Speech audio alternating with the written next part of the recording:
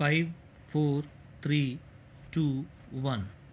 In that case, the only point for consideration before the Supreme Court was whether prosecution for offences punishable under Section 276C and Section 227 of the Act and under Sections 193 and 196 of IPC instituted by the Department, while the reassessment proceedings under the Act are pending, are liable to be quashed on the ground that they were not maintainable.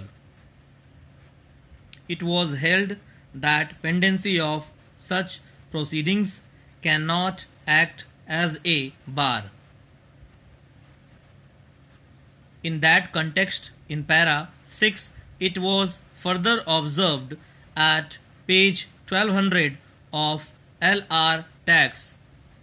It may be that in an appropriate case, the criminal court may adjourn or postpone the hearing of a criminal case in exercise of its discretionary power under Section 309 of the Code if the disposal of any proceedings under the Act which has a bearing on the proceedings before it is imminent, so that it may take into consideration the order to be passed therein.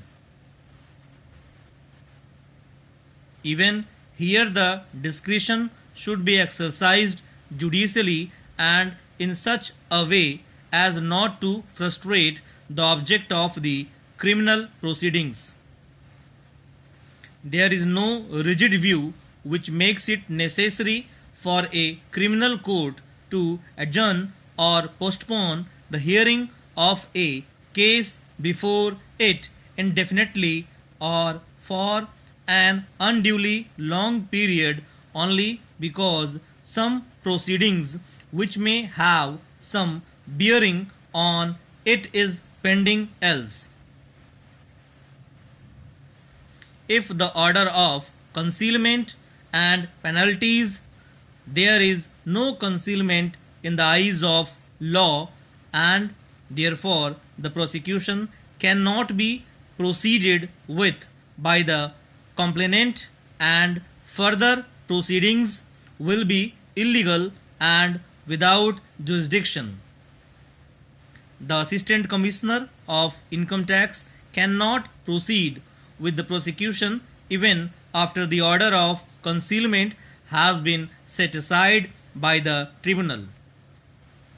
When the tribunal has set aside the levy of penalty, the criminal proceedings against the appellants cannot survive for further consideration. In our view, the High Court has taken the view that the charges have been framed and the matter is in the stage of further cross-examination, and therefore the prosecution may proceed with the trial. In our opinion, the view taken by the learned magistrate and the High Court is fallacious.